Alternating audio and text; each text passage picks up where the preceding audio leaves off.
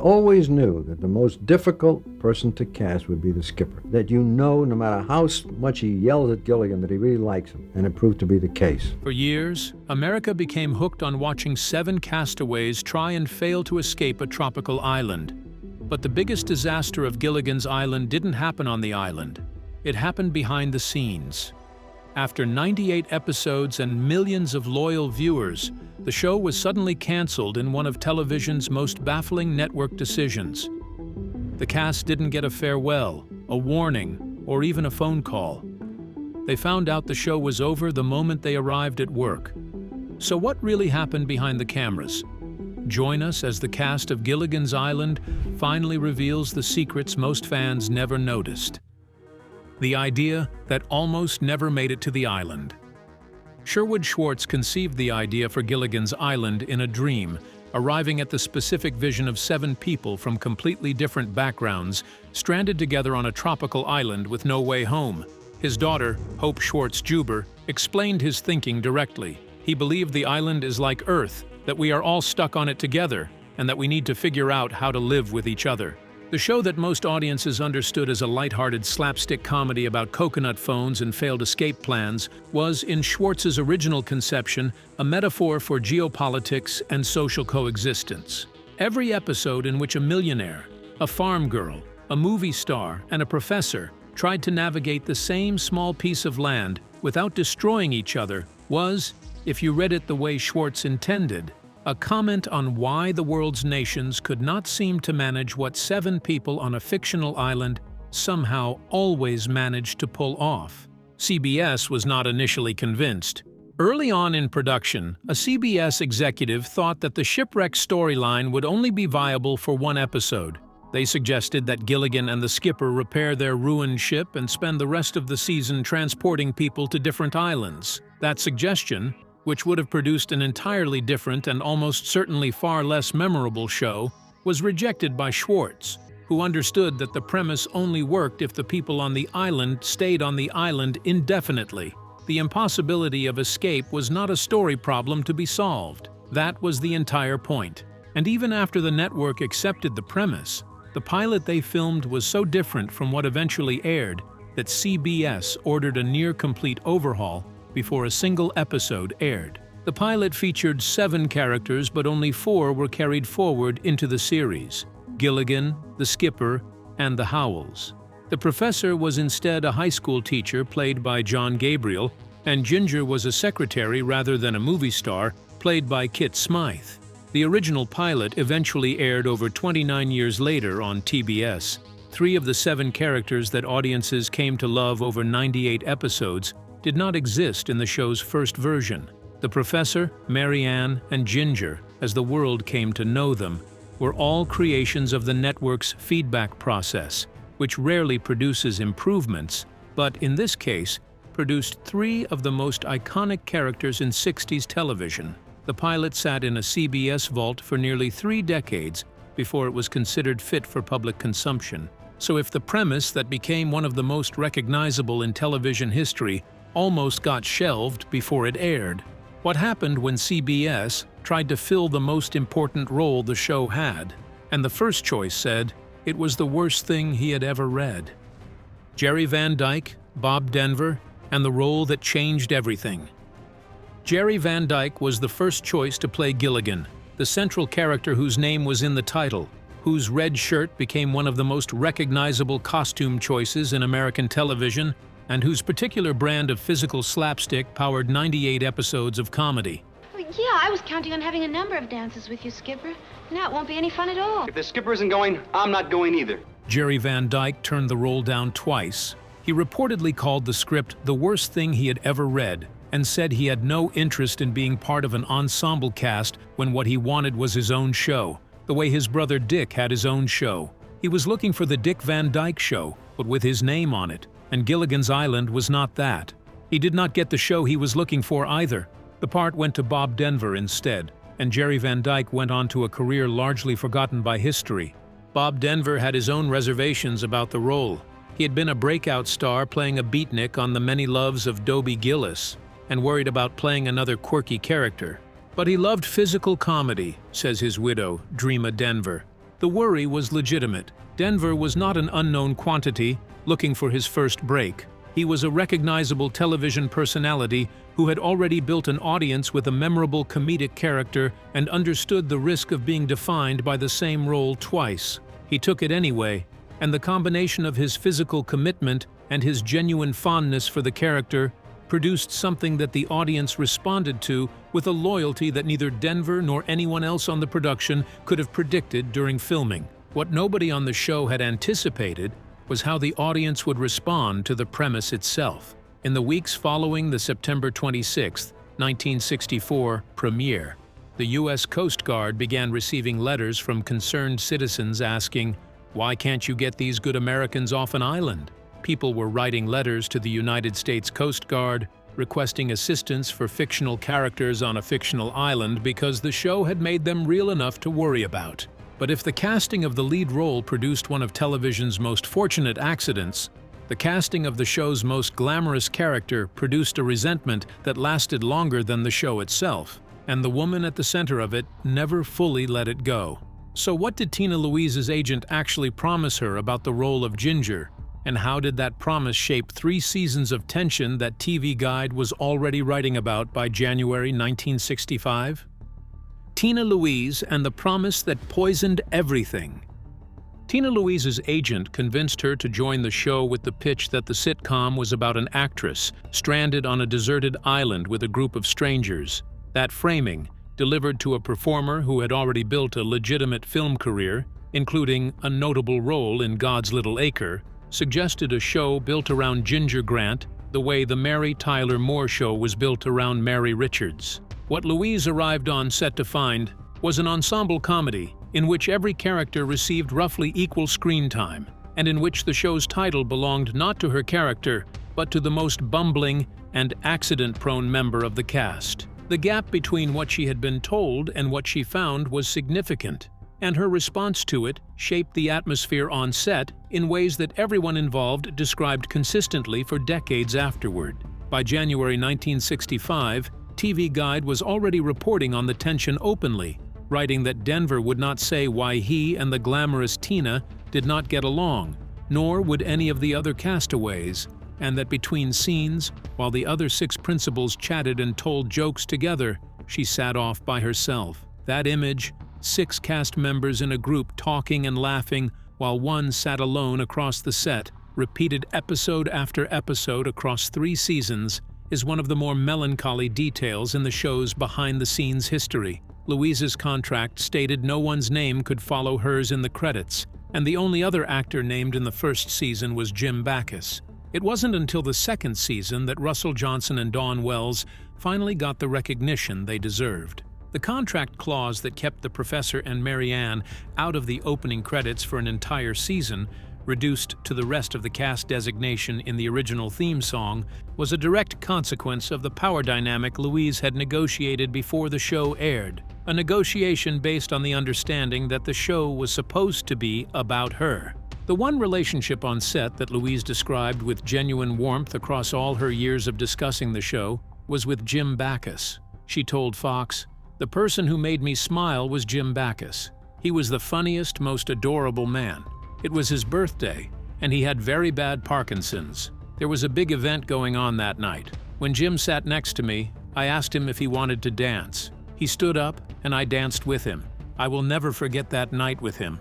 That image, Tina Louise dancing with Jim Backus on his birthday while he struggled with Parkinson's disease, offered at the end of a career spent largely in conflict with the show that defined her public identity, is the most humanizing detail in Louise's entire Gilligan's Island story. She is now 89 years old and the only surviving member of the original cast, and her relationship with the show's legacy remains as complicated as it was on the day she found out she was not, in fact, the star.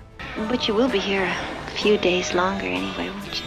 For the rest of the week. Oh, that's very good, Mr. Barkley, because, But if Louise's conflict with the show was rooted in a broken promise about the role, the cast member who played opposite her most frequently was dealing with something considerably more dangerous than a contract dispute.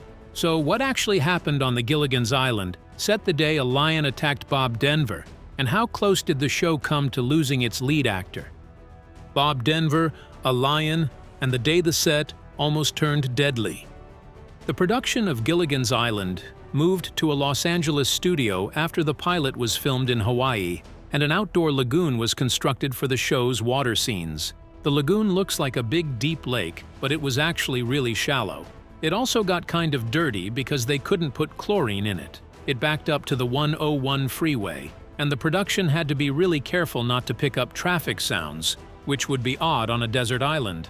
The tropical paradise that audiences saw on screen was 4 feet of progressively dirtier water next to a Los Angeles freeway, with potted plants serving as the jungle, a repurposed fishing boat as the SS Minnow, and bamboo furniture built by the prop department. The show crafted an entire world out of almost nothing, which is either a tribute to the production's creativity or a reminder of how completely the audience's imagination does the actual work when a show earns their investment. The physical dangers of filming were real, however, and the most extreme of them involved an animal that had no business being on a television comedy set. During a scene where Gilligan was in Mr. Howell's hut, Denver's character was meant to be stacking furniture against the door to keep a lion from entering. The lion on set was supposed to be at a safe distance. It was not at a safe distance. The animal attacked Denver during filming, and in the chaos that followed, Denver attempted to defend himself while the lion's trainer scrambled to intervene. Dawn Wells, who witnessed the attack, recalled Denver trying to fight the animal off. Denver himself recalled afterward that even the trainer had claw marks all over him, and that his hair stood on end. The trainer managed to subdue the animal before the situation became catastrophic, but the proximity to a genuinely terrible outcome on a Wednesday afternoon on a CBS studio lot was real. Alan Hale Jr. once broke his wrist and didn't tell anyone until a year later because he was so determined to keep filming. As Denver recalled of his co-star, doing physical comedy with someone that's secure was great. The culture on the Gilligan's Island set, at least among the male cast members, was one of physical commitment that went well beyond what the material strictly required. Hale filmed an entire year of physical comedy with an undiagnosed broken wrist because he did not want to disrupt the production. Denver survived a lion attack and kept coming back. The coconuts used as props in the first season were real, not rubber, and the sounds they made knocking together were added in post-production. The show was filmed with a level of physical reality that the slapstick format concealed entirely, which may be why it looked so effortless on screen. He gets through there, he's gonna have to find me, right? But the most quietly astonishing physical commitment on the Gilligan's Island set came not from the male cast members, but from the woman playing the millionaire's wife, who was doing all of her own stunts while carrying a secret that almost nobody on the production knew. So how old was Natalie Schafer actually? And what was she hiding that made the truth more carefully guarded than almost anything else in her life? Natalie Schafer and the secret she took to her grave. Natalie Schafer was known throughout the entertainment industry for being extraordinarily private about her age, claiming for decades to have been born in 1912 when she had in fact been born in 1900. The 12-year difference was not a minor vanity. It was a sustained and carefully maintained deception that she kept from her husband, her close friends, and virtually everyone she worked with over a career spanning Broadway in the 1930s, Hollywood films in the 1940s and 1950s, and 3 seasons of Gilligan's Island in the 1960s. She died in 1991 at what her official records stated was age 78. She was actually 90. She assumed the show would never be picked up when she agreed to appear in the pilot, which was filmed in Hawaii. The Hawaii location was a significant draw for Schafer. The woman who played Lovey Howell, the supremely confident and thoroughly impractical millionaire's wife, agreed to film a television pilot primarily because it meant a free trip to Hawaii for a project she was confident would disappear before it ever reached a network schedule. When Gilligan's Island not only got picked up, but became one of the defining sitcoms of the 1960s, Schafer found herself committed to 3 seasons of physical comedy, at an age she had been carefully concealing from the entire industry. Despite being in her 60s, Natalie Schafer easily accomplished all her own stunts, including leaping into quicksand pits and lagoons. She credited her mobility to her ice cream diet, eating a quart of ice cream each day while also swimming regularly. A woman in her 60s, who was actually in her 60s rather than the 50s everyone believed her to be, was jumping into constructed quicksand pits and stage lagoons and doing it without a stunt double on a show she had agreed to do because she was certain it would never air.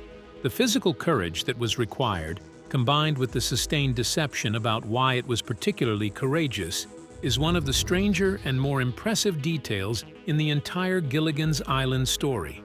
That bird devoured a meal fit for a king. Henry VIII. The show's lagoon, the physical space where so many of Schafer's stunts took place, eventually became known as the Gilligan's Island Lagoon on the CBS Radford Studios lot, a permanent tribute to a show that its own cast had not expected to last. But the cancellation that ended the show's run was not due to declining ratings or creative exhaustion. It was the result of a decision made by a network executive on behalf of his wife, and the cast found out about it in the most abrupt and disrespectful way possible. So how exactly did one woman's fondness for a Western television show end Gilligan's Island? And what happened when the cast arrived for Season 4 that was no longer a season? The cancellation, the cowboy show, and the day the cast found out.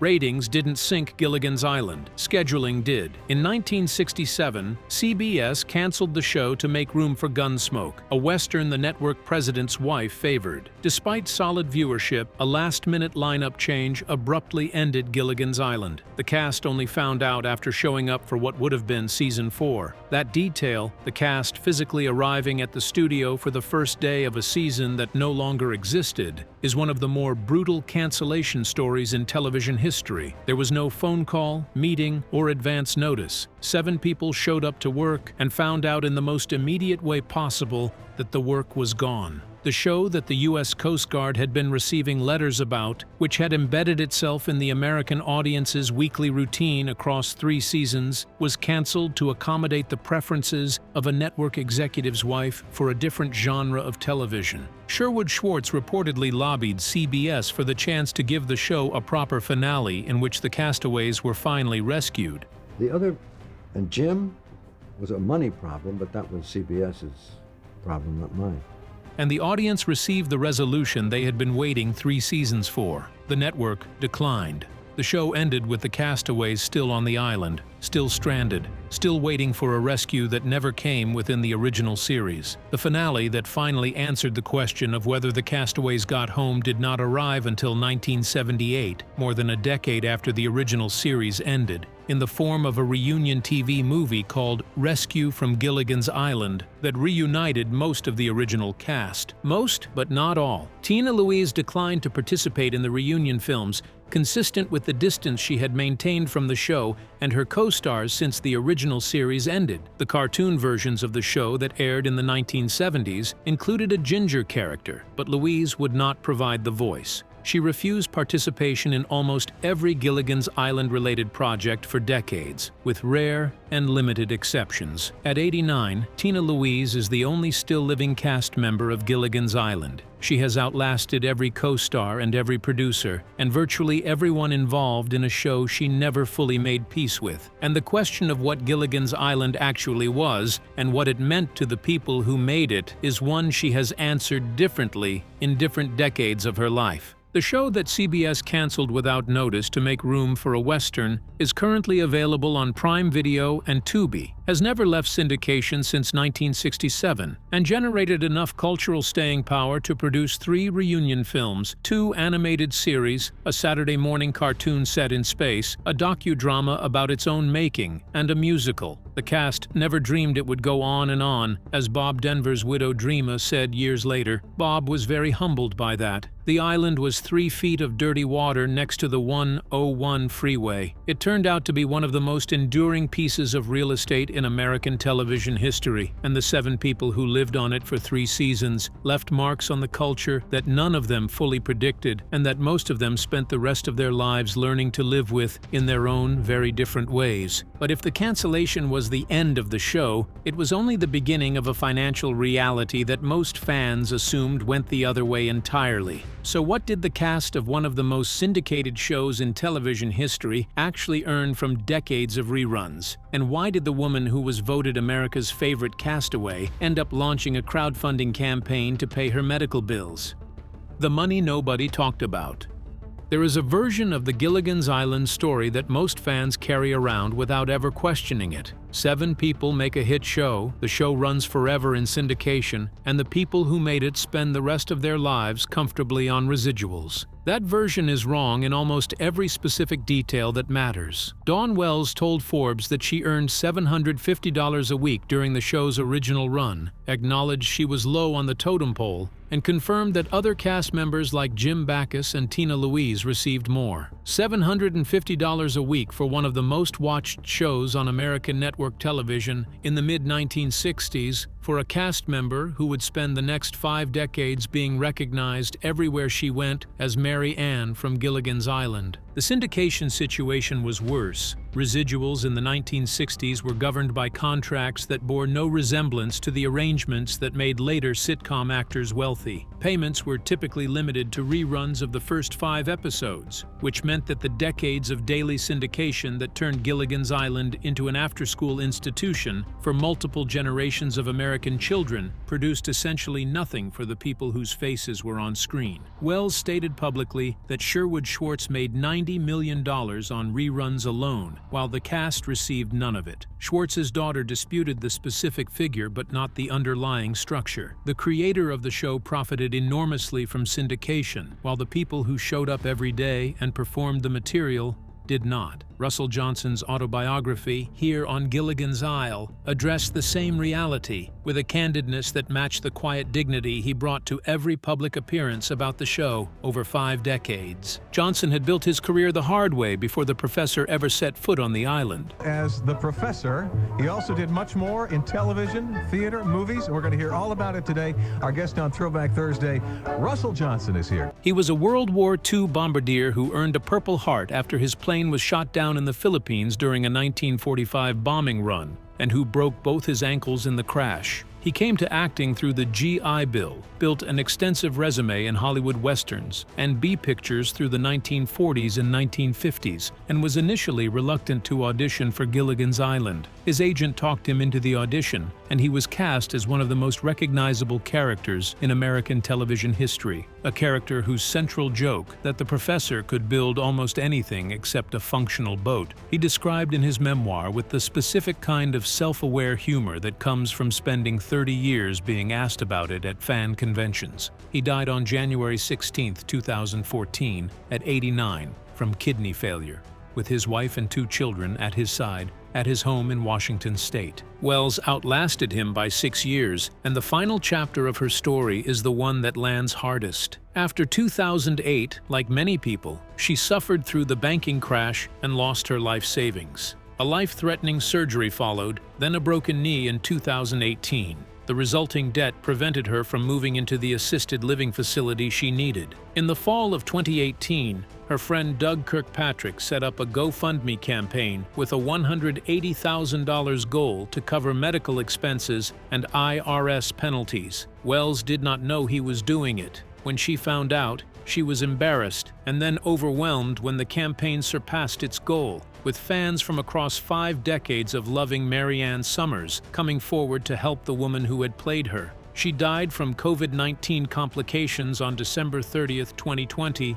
at 82. The woman who had beaten Raquel Welch in the audition for Mary Ann, who had been voted the audience's favorite castaway in poll after poll for half a century, spent her final years depending on the generosity of the people who had loved watching her. The show made a fortune. The cast made $750 a week and hoped the residual structure would eventually catch up to what the show had become. It never did, and the people who paid the price for that gap were the ones who had made the show worth watching in the first place. So which revelation surprised you most? And do you think Gilligan's Island would have run longer and ended more satisfyingly if CBS had handled its cancellation with even a fraction of the care the show had given its audience across 3 seasons? Share your thoughts with us in the comments section. Remember to like, share, and subscribe for more. Also, click the next video showing on your screen. You will enjoy it.